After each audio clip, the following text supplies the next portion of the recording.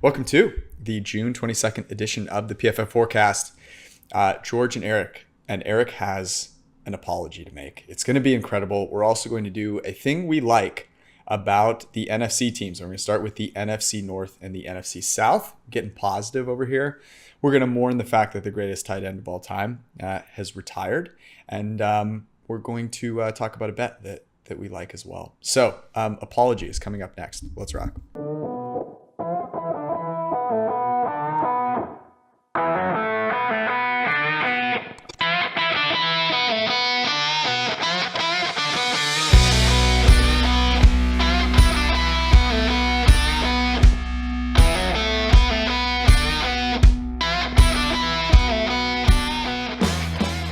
I remember the last time that you apologized, I think, to on the podcast, and it was one of the all-time funniest moments of my time on the podcast, which is when you, without sarcasm, said, "I have to apologize to Chiefs Kingdom." I don't even remember what it was because I blacked out at that point. What were you apologizing for? You were blacked out.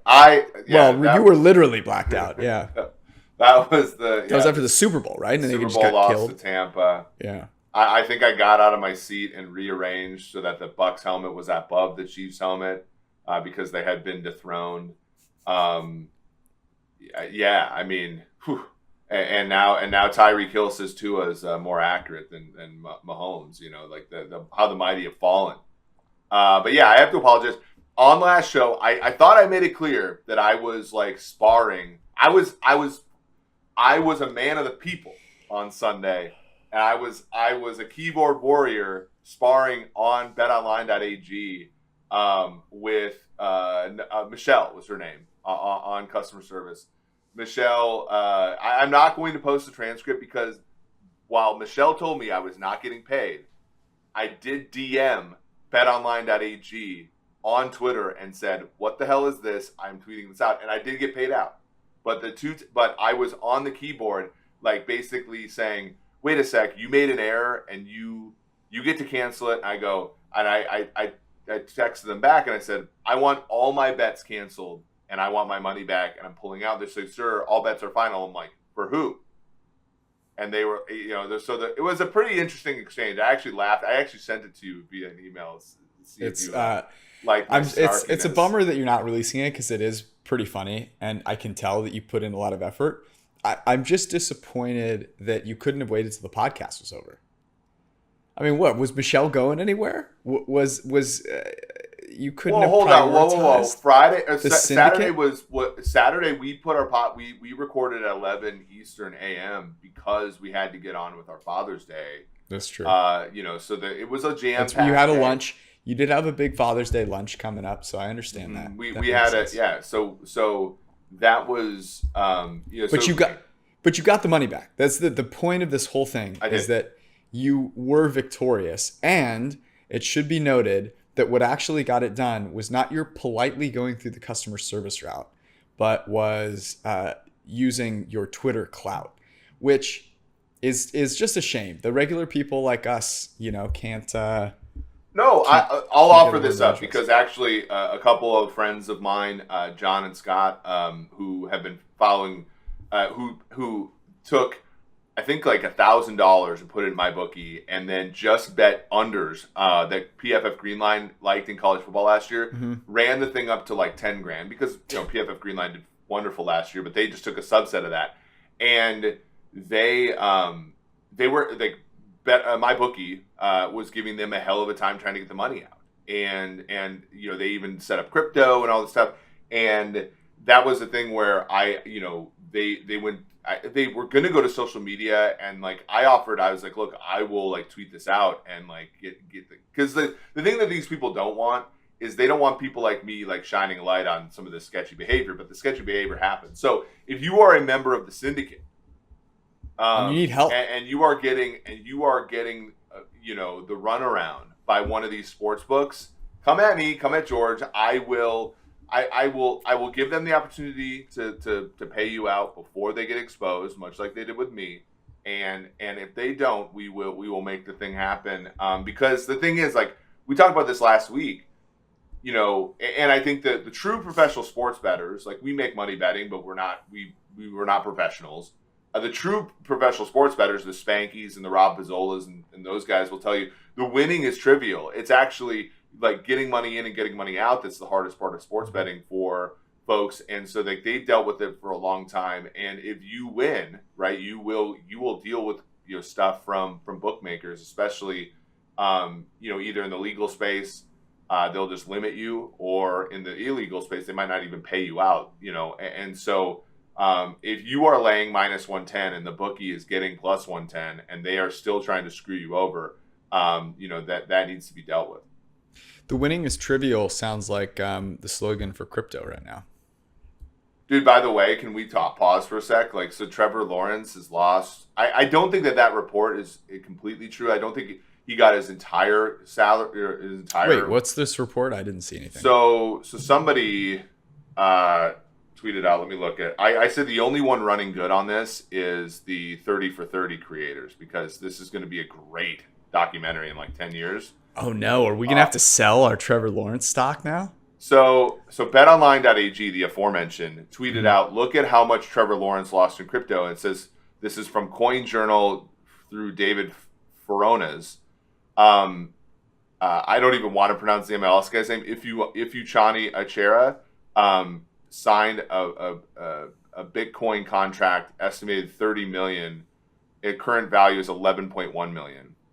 Trevor Lawrence, who signed his contract supposedly in Bitcoin, Ethereum, and Solana, which again, I think people are saying that this is not necessarily his whole contract, so take that with a grain of salt. They're saying maybe it was like a signing bonus he got or whatever. Yeah. But like reportedly, the amount was 24 million and it's now worth 9 million. So like he might need to perform just to like have life-changing money again. Russell Okung, I can't imagine. There's no way that someone let him do his whole contract. Russell Okung signed his last contract for 6.5 million, is now worth 2.5 million.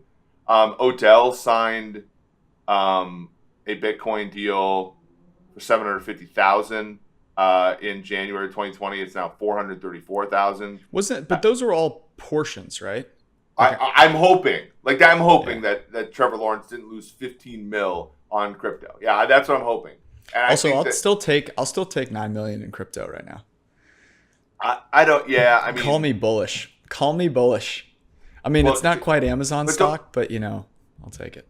Don't you think? I mean, yeah, the Americans' appetite, and we have a sports betting podcast, so we're sort of in this realm as well. But like the American appetite for outsmarting the market will never go away, right? So something like crypto. It might go away, but it's going to be replaced by something else. It's going to bubble up, and Jonathan Bales can write a blog about. So I think that that's certainly a I don't know if it is going to be crypto again, but it could be something else for sure. Will be something else. That's a lock. That something else is going to take place. Are you decreeing that crypto's dead right now on this podcast? I'm not saying it's dead. I'm saying I don't think it is either. I don't think that. It's a lock that Bitcoin BTC is going to go up again. I don't think it's a lock. This is not financial advice, but I mean, you buy the dip, and then you buy the dip again, and then you keep buying, and you never sell. And identifying what the dip is probably why the. Yeah, well, that's what most people can't do. And having liquidity when it does dip is a whole nother ballgame, right? So, yeah, it's a challenge. I definitely am not over here to say that it's dead by any stretch of the imagination. Wow, we got off track. Gronk retired. My initial question is not actually is Gronk the greatest tight end of all time? I don't really think there's a debate there, to be perfectly honest. I am curious if you think that, but I'm more curious what the odds you would lay on him coming back are. Because he's already done this. This has already happened. He did, and I have a hypothesis here, but I want to hear your take. Yeah, I just think he doesn't want to be in. I think he doesn't want to play training camp. This is exactly. He doesn't want to play training camp or the first 10 weeks of the season. And I can't really blame him for that. And I think that's smart. Yeah, right. I would say if you offer me odds that he plays this season, if you wanted me to make a price that he plays this season, I think it's more expensive than -110. Really? Yeah. I don't know that I'd go that far, and here's why. So you hit the nail on the head with what I was thinking too. But if the Bucks, what would increase the chances that he plays again? The Bucks not getting off to as great of a start, and particularly having no tight ends that helped out, or the Bucks being like 12-0. Which one is more likely that he comes back? Is he coming back as a savior, or is he coming back to like ride into another Super Bowl? Travis Kelce getting hurt. Really? No, I like the Bucks have 10.4 million in cap space. That is the thing, right? So I think he just wants to win another Super Bowl. That is it. And like at this point, there's a couple of factors as to why Gronk isn't going into training camp right now. Tight ends are not that well paid, right? Like Gronk's the best player in the history of the league in that position, other than maybe like, I mean, there's you could make a case for Kelce, Winslow, Gonzalez, guys like that, but Gronk's the best. I think Gronk's peak is better than anybody's, and he's still Noah not Fant, maybe. Well, Albert Abuakulam. My pronunciations thereof, the GOAT. But Taysom Hill. The problem is like, well, really good tight ends are not paid that much, right? And Hall of Fame over the hill. I'm not saying Gronk's over the hill, but you know what I'm saying. Like guys who are not at their peak are like the financial incentive for Gronk to play is just not there, right? No one with the money to make it worth his while is going to pay him right now, right? And that includes Tampa with 10.4 million of cap space. Yeah. So, you know, if Tampa gets through the season and they don't have to make any like really big move to cut into that money, and there's like maybe 4 million left for Gronk, I don't know, the financials or whatever, but like let's say 3 or 4 million left for Gronk to come in around Thanksgiving, and that team's in contention for the 1 seed in the NFC. Sure.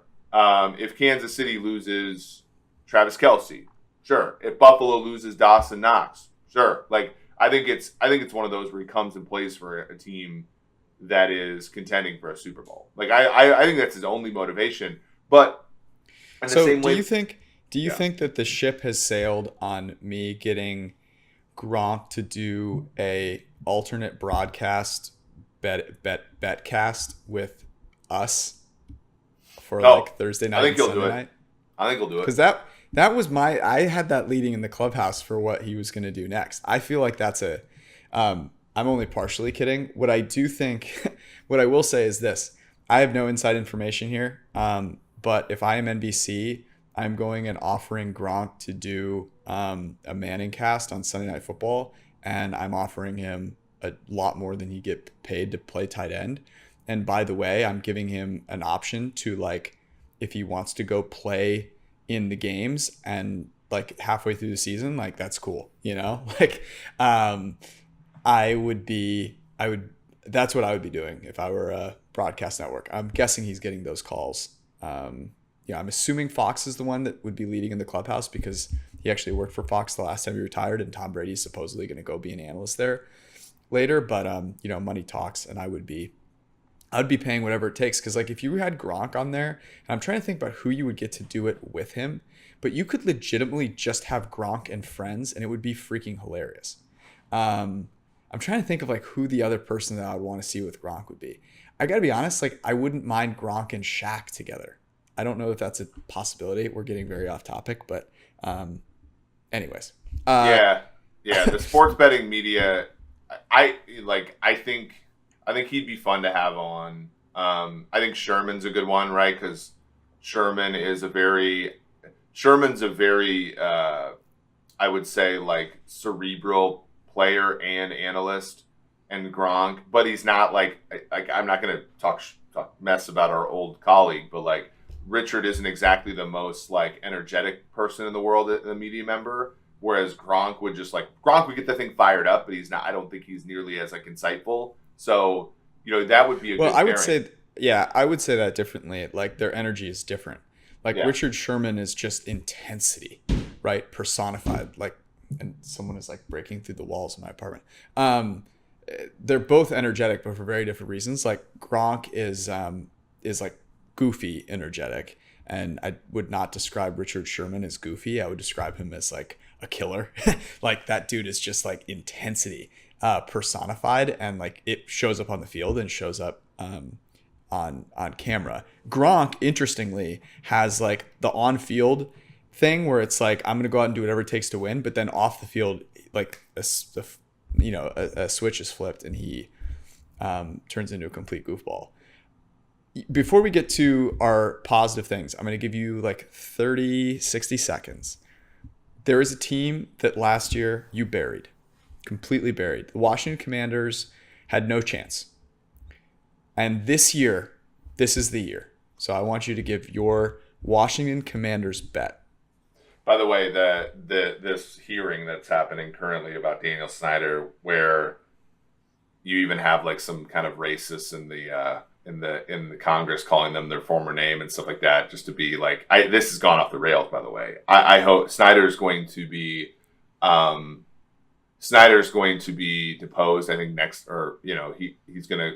Yeah, there's a mess there, but like I look at this team and I think we're looking at this mess with Snyder. We're looking at Del Rio being, God knows what. And I think we're underestimating this team this year. Win total 7.5. I took 8.5 at FanDuel at plus 145. That has an edge too. I wrote about that in the piece. Good offensive line. Scott Turner, and look, I've interacted with him before, smart guy. He clearly listens to the football intelligentsia. Big play action rates, great perfectly blocked run rates, great motion rates. Like he was trying last year, and your boy Antonio Gibson could not break a tackle to save his life. And Taylor Heineke, who we all like, was terrible. And so you come in this year, you get Jahan Dotson. You get your offensive line still pretty good. Charles Leno was one of the best signings in the league last year. You get Wentz, who Carson Wentz isn't good, but he's way better than Taylor Heineke. You have a defense that has 4 first-round picks up front. Such a bold claim. And I think this team is – and they have the 4th easiest schedule in the NFL. This team's going to get to 8 wins. And so I would bet that fairly easily. Like I said, I think, there's a lot of shit going on in Washington that is going to keep them from ever really competing, right? But I think this team is going to be competent and competitive. And so this time of year, you're not going to get too many really good overs to bet, right?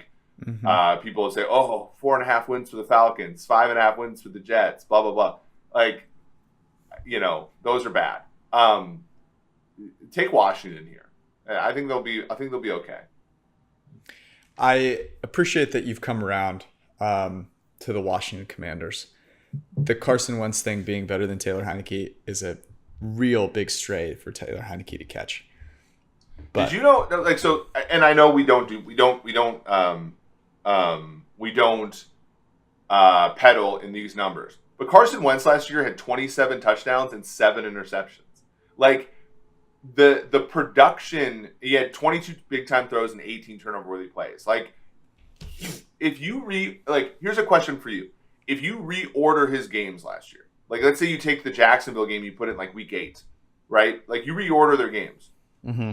He's still on the Colts, is he not? It was one of those one of his feet was on a hot bed of coals, and one of his feet was on ice, and so on average it was good. That. The problem is the ice came at the end, and the coals came somewhere in between. But yeah, I don't disagree with you. The problem, I think, would be that when the chips are down, it didn't show up. So if you reordered those games, but you reordered them in a way that the streakiness of it, so that really poor ending, if that happens at the start, I'm not sure he makes it to the ending. I guess would be my take, right? It's yeah. I don't know though. But with respect to this team though, I don't their win total is low enough where like we're never like it doesn't matter how he performs in nut cutting time because like that's not what I'm betting on. I'm betting on that they get into this. So like you look at their schedule just briefly. Home to Jaguars, which the NFL putting the Jaguars on Wentz's first game at the Commanders is actually low key funny troll. At Detroit, I know that's a loss, but that's fine. Home to Eagles, at Cowboys, Titans, and then you have Bears, you have Texans, you have Falcons, you have Giants twice. Actually, they play the Giants 2 times in a row in between a bye. Then you get at 49ers, and look, that 49ers team is either going to be 4-9 or 9-4 at that time. So who knows? Nothing in between for the Niners at that point in time in the season. The Browns, who will be starting Jacoby Brissett, and so like, it's kind of like I'm not saying that it's like welcome back. It's week 18. The Washington Commanders against the Dallas Cowboys. Washington trying to make the playoffs for the second time. Like it's not gonna like this is the 8-8 Washington Commanders trying to get 9 wins, and I've already cashed my ticket. If your Brett Favre impression is better, and the good news is we're doing the NFC North, so you'll have to do the entire thing in a Brett Favre voice. Before we get there, a brief reminder: it is already June 22nd. So if you're not thinking about fantasy football, you're blowing it. And if you're thinking about it, you should be playing best ball because it is the easiest way and also the most lucrative way to play fantasy football. You draft a team, you do well in your draft, and then you don't have to worry about anything else because the players that score the most points are the ones that actually count every single week. And you draft at Underdog Fantasy. You can play in their Best Ball Mania tournament, $10 million total dollars in cash prizes, a trend zone for the syndicate because I know you guys love trends. The winner last year drafted in June, so you have like 7 days left. Make it happen. And I say 7 days because I'm guessing some of you are listening to this a little bit later or whatever. Use promo code PFF when you make your first deposit. Get up to $100 in deposit matched by Underdog when you use that promo code. And if you play 10 of those dollars using promo code PFF, you get a free subscription. So you deposit, double it, play it, free subscription, and that PFF subscription is going to make you even more money because you can go check out all of our great fantasy content, fantasy rankings, and of course, get all of those throughout the season. So you'll be ready to rock in your redraft leagues as well. Okay, we're going to start with the NFC North. And I'm going to let you work up to your Brett Favre here. We're going to start with Detroit. A positive thing about our Detroit Lions, if you can narrow it down to just one, please. Yeah. Imagine Brett Favre trying to say Amon-Ra St. Brown. Like, that slot receiver out of USC, Amon-Ra St. Brown. Like, so Favre would have been great. I think he's just punting on the first name. Yeah. Like, he was like, I told Percy to run up I told Amon-Ra to run the seam like Percy used to. That's pretty good. I just threw him the bubble. Amon-Ra St. Brown had 90 or more yards in the last 4 games last year. 115 targets. He turned into 912 yards. Like this is not a superstar player, but this is a player that is a superstar for a bad team that is a really good complementary piece once this team becomes good. And we've gassed up Detroit. I think some of it is funny and some of it's real. I think when Jamison Williams and DJ Chark do their thing this year with Hawkinson, St. Brown's probably not a 900-yard receiver, but he's a guy you can pick up plays on third down for Jared Goff. So that was a positive last year, and that is why, by the way, that's the value of somebody like Dan Campbell. That's the value of somebody like Jared Goff, which is that team's not going to be very good, right? And you can tank all you want, and they really did tank. They got the 2nd overall pick, so good for them.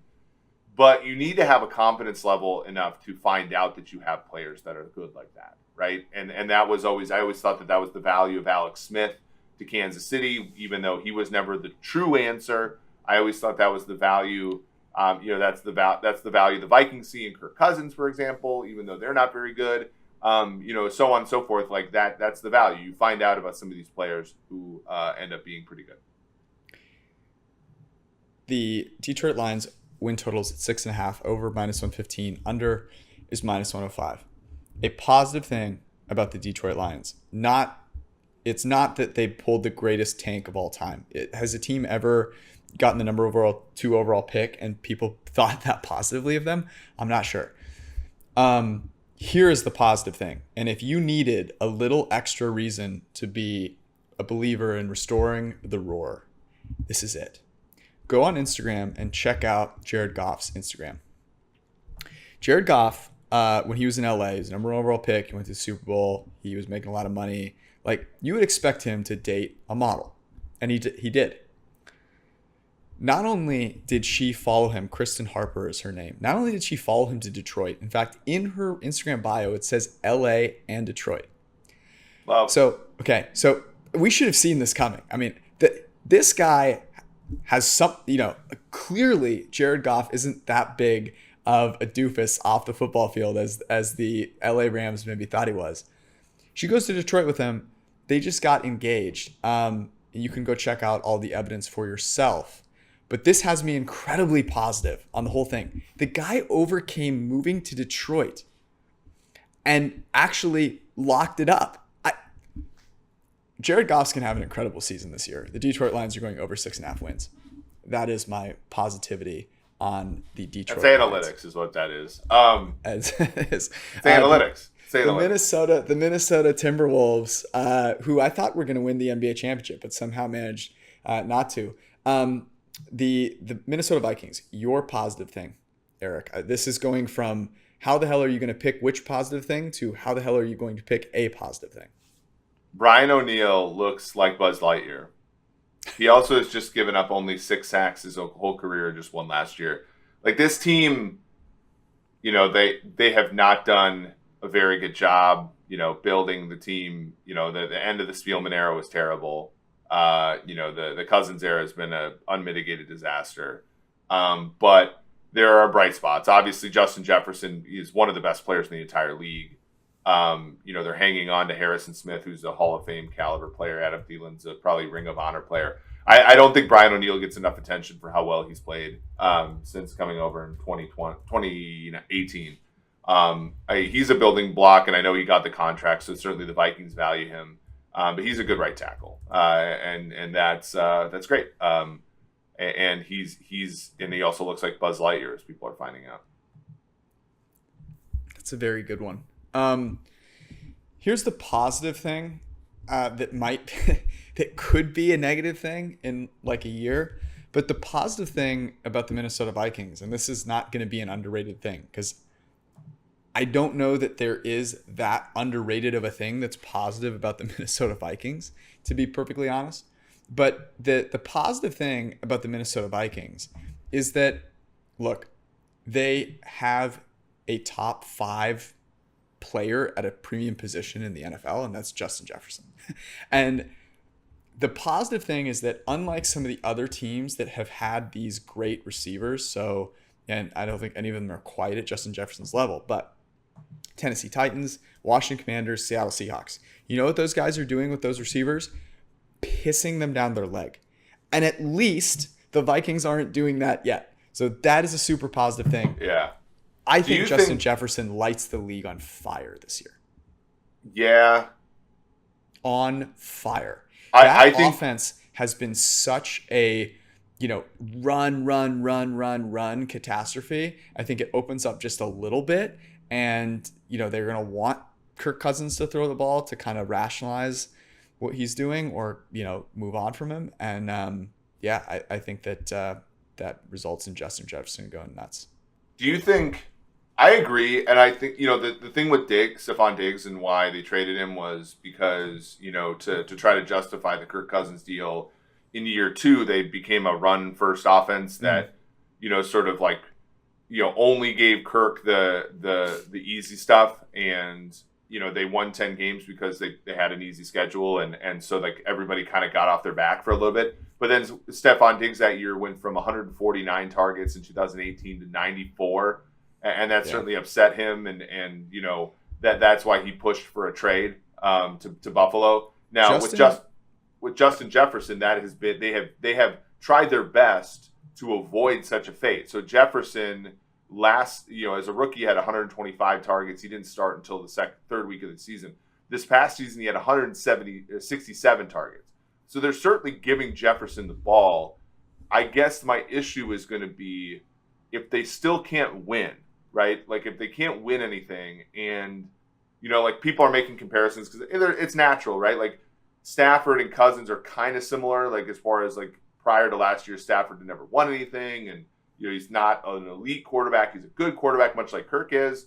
And everybody's sort of making the comparison with Jefferson and Kupp, and I think Jefferson is a more talented player than Kupp. I think the problem though is like you're not seeing Kirk Cousins and Justin Jefferson like at the gym at 6 a.m. You're not seeing like there is very clearly like I don't think there's a rift, but like certainly Jefferson is not enamored with Minnesota or enamored with Kirk Cousins. So I think that I wonder what Minnesota has to do shy of winning a division and being good to keep Jefferson from being one of these, like all of these receivers after year 3. What do they want? A trade to a contender, right? Like or more money. Or more money, but like it's not like Minnesota has that much money. Like if you look at the Vikings, when you look at next year, like they don't have a ton of effective cap space. Like and Jefferson is good, given wide receiver contracts, he's going to be worth the moon, right? And so there's this big like disconnect between wanting to win, which means building a roster, and wanting to keep your very best player who's worth that money. Like I'm not saying they're going to trade him. I'm saying like I would not be surprised in the slightest if at this time next year he's on a different team. And that would be hilarious because that would mean the Vikings have basically squandered Justin Jefferson and Stephon Diggs. And Randy Moss. Let's not be wrong. Like, they traded fair. Moss to the Raiders, too. Would you rather have – that's insane. Would you rather have Justin Jefferson or Stephon Diggs? Jefferson's better. Yeah, I tend to agree. He's graded higher in each of the last 2 seasons. Has a 90-plus PFF grade, been a top 5 grade receiver in each of his first 2 seasons. Stephon Diggs was number 4 in the NFL last year, but slipped a little bit. 2 years ago, but slipped a little bit last year. I tend to agree with you. All right, it is time. Brett, give me a positive thing about the Green Bay Packers. Well, Adrian Amos, when I played, it was Leroy. They called him. He wanted to be called Leroy Butler, but I called him Leroy Butler. Hall of Famer, the 2022 draft class. He had a safety that good, but this current Packers team, they got this Adrian Amos. He's the second most valuable safety in the league behind Justin Simmons, which I think that's like a fake news anyway. I think he's first. But Adrian Amos is second most valuable safety in the NFL since joining the Packers in 2019. That was well done. Here's the positive thing about the Packers. And it's hard to find something that's kind of underrated, but here's what I'll do. I'm going to kind of cheat here a little bit. The Packers were a very, very, very good team last year without one of their best players. I would argue their third best player and third most valuable player in Jair Alexander. And he comes back and you are able to pair him with what could be one of the very best, by the way, Jair Alexander in 2020, 90.7 PFF grade, highest among all corners. You're pairing him with what could be the best defensive front out there with Rashawn Gary, who was 5th highest grade edge defender. You obviously have Preston Smith on the other side, who I think maybe a little underrated last year, 82 PFF grade. And then, of course, Kenny Clark on the interior. Look, there's some really good defensive lines out there and front sevens and all that. But this defense, I don't want to use the word special, but there's a lot of reasons to believe that it has an opportunity to be very, very good this year. And, that's one of the reasons. Obviously, you're getting a guy back who should make a very, very big difference in addition to the guy you mentioned in Adrian Amos. Alrighty, we are on to the Chicago Bears. Your positive thing about the Bears. Okay, I actually got this tip from a friend who is a Packers fan, a very sharp person, worked in the league for a little bit, to look out for Luke Getsy, their offensive coordinator. He was the Packers quarterbacks coach, passing game coordinator 19 through 21, like right around when Rodgers started to turn his career around.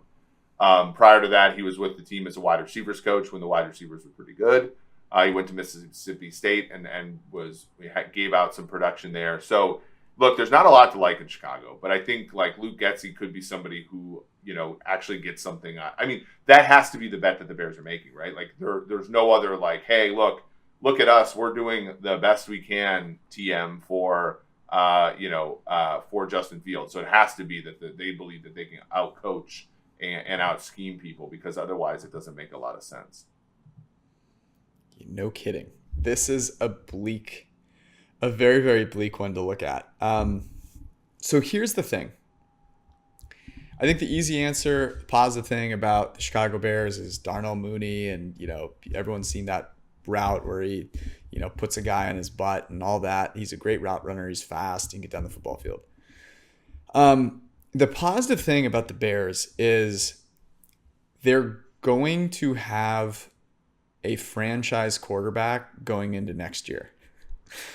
It's either going to be Justin Fields, because Justin Fields is going to overcome the worst roster in the NFL, and we're going to go, oh my God, or they're going to be drafting one at pick 1-1 or 1-2 or 1-3 next year. And that's a positive thing. I will be rooting very, very hard for Justin Fields to make it happen. I think if there is a guy that will overcome the garbage on the football field with him, it's a guy that had to deal with garbage in the draft process last year. And it's a guy that has legs that can, manage to make some moves. You just published that article on perfectly covered plays. I would expect many teams to have perfectly covered plays against the Chicago Bears. And, the best thing to do there is to be able to scramble with football. Now, as long as he doesn't take too many sacks, that will be an issue. But if he can figure out a way to just be hyper aware of those things because of how bad the rest of the team is, I think it's a chance. But the positive thing here is that you're going to find out one way or another. Because if this dude is even average next year, and he had the 29th best PFF grade last year, 64.2, there's some badness there. But that was, of course, with some things on the coaching staff that we believe were pretty inferior. If he's even average this year, the dude deserves a Medal of Honor. Okay, we've got to move kind of quickly here because we've got 10 minutes. So we're going to do the NFC South. And the good news is that the NFC South, I think we should be able to move through horrible fairly quickly here. Before we do, reminder, promo code FORECAST, FORECAST, gets you 25% off at pff.com. The article I just mentioned about perfectly covered plays, you can go read that. It's a super sick article. Lots of really good data viz in there and some really interesting stuff that, whether you're a bettor or a fantasy player or just NFL fan, you will probably want to check out. Of course, all of Eric's great content. He's been talking about the best and worst offensive and defensive coordinators, actually just the best, I guess, which is still getting people hot and bothered, is also on pff.com. So go check it out. Promo code FORECAST, FORECAST. There's some good stuff coming from you over the next couple of weeks as well. So you'll want to check that out.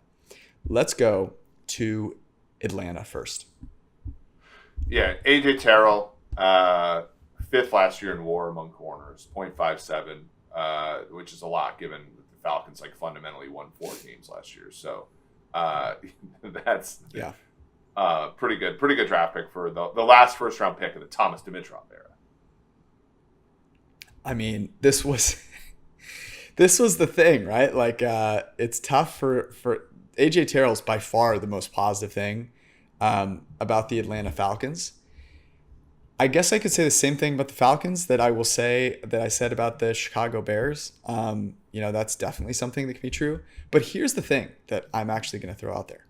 And that's that Kyle Pitts was a top 5 graded tight end last year. When, look, everyone believed he was going to be awesome. But let's think about Atlanta last year. They have a quarterback that takes pretty decent step back in Matt Ryan. It turns out that offensive system maybe not so wonderful. The Calvin Ridley thing happens. Calvin Ridley was hurt before that anyway. So it was, Kyle Pitts by himself out there. And he still had an 80 plus PFF grade, top 5. You're saying Calvin Ridley went bust? I did not say that. No. I said he was injured. And then had an issue with betting on parlays. Poor guy. But he was injured before that. So Kyle Pitts, was dealing with being the only guy out there. And there's a lot of worry about, oh man, you draft tight end high, how's it going to work out? Kyle Pitts is the real deal. So I think he didn't have a drop until week 12 or something like that. So look, there are a couple of young players that you should be really positive about if you're in Atlanta, and God willing, you get a quarterback after this year and you're able to keep both of those guys around. Mm-hmm. The Carolina Panthers. Oh. I'm guessing this is something to do with Matt Rule, right?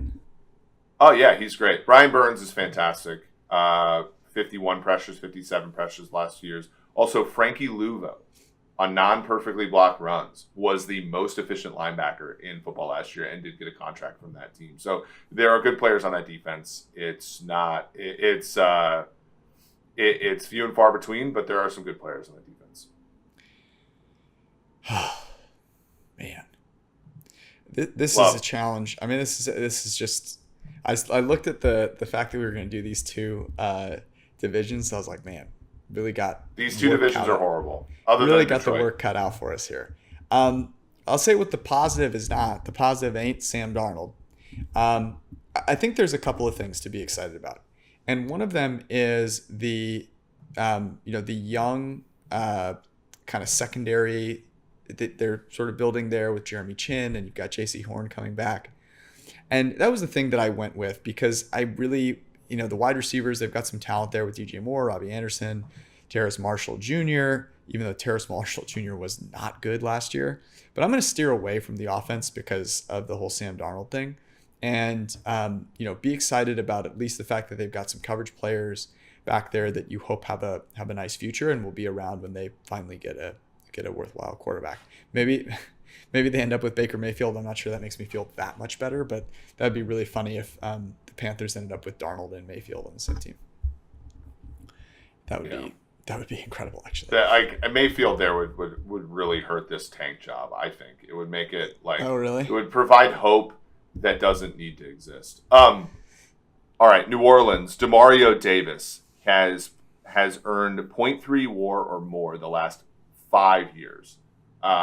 He's been, I think, if you think about like the top 15 defenders in the NFL over the last 5 years, Demario Davis is easily in that group, and I don't know if everybody believes he is. Demario Davis is freaking awesome.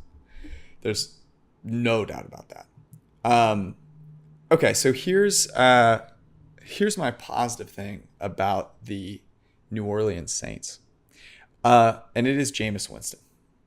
Jameis Winston got injured last year, and so we've forgotten kind of about him. But Jameis Winston last year, and granted it was only in limited sample size, destroyed the blitz. Absolutely destroyed the blitz. 108 passer rating against the blitz. In all of his prior seasons, he had never eclipsed the NFL average.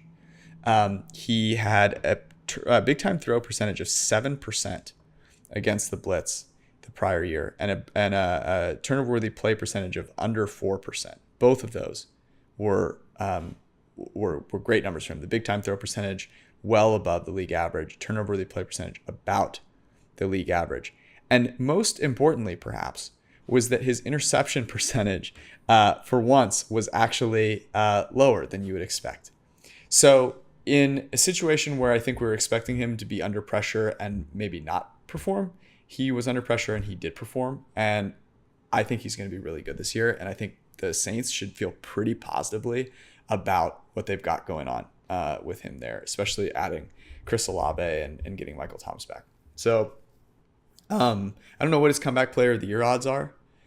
I'm actually going to check on that right now. That's an interesting one. I know we talked about comeback player of the year. Look it up here. Player futures. I know we talked about this, and then we had a few that we brought up, but I can't remember what his were. Let's take a look here. I think it was like 50-1 or something, right? Or no, yeah, not 50. He's 50-1 to win MVP. Comeback player of the year. So Derrick Henry is 3-1. James Winston is 5 plus 550. So yeah, he's second favorite. I like his chances better than Derrick Henry, I guess. Yeah. So here's something we did with linebacker data that I think is great, because I think people believe that we at PFF are a monolith, and I think that the relentless pursuit of the truth is like kind of our cornerstone. And one of the things, Devin White never graded well for us, but we try to find ways, to find value here. I think the really interesting thing is both Levante David. So Levante David on play action bites about the last 2 years bit about a third of a yard less than average, the average linebacker. Oh wow, that's sick. And Devin White has bitten basically collectively about 2/3 of a yard less than the average linebacker on play action. So you think about like why that defense is great. They do play a lot of men in the box. They devote a lot of resources up front to stopping the run, but their linebackers don't bite on play action. And so I think that that's a really cool like way. You know, we think about Zach Cunningham. Oh, he's in the box. He bites like hell on play action, so those defenses suck. This team devoted a lot to stopping the run, but their linebackers were extremely disciplined, and that's why the defense has been pretty good and Super Bowl caliber the last 2 years. That's very cool, by the way. And I think it's one of the things that's awesome about that is it adds more clarity around a guy that, certainly it's acknowledging the fact that there are areas of our grading system that we can continue to improve on. And, that one of those is certainly thinking through, the nuance within, what is happening kind of in between parts of the play that we're charting, that we can start to pull apart some of that information and learn, what's valuable and what's happening that, simply can't do at scale with human eye. All right, here's my positive thing about the Tampa Bay Buccaneers, and it is a Tom Brady stat, but I'm gonna bring it back because I think it's worth talking about. Tom Brady in the past 2 seasons has an average depth of target of 9.8 and then 8.2. Now 8.2 last year, there were some injuries to the receiving core, so I think that's one of the reasons it was a little bit lower. But his average time to throw has been 2.42 and 2.34, which has either been 1 or 2 in terms of quickest in the NFL. He has also managed 45 and then 37 completions, 20 plus yards downfield.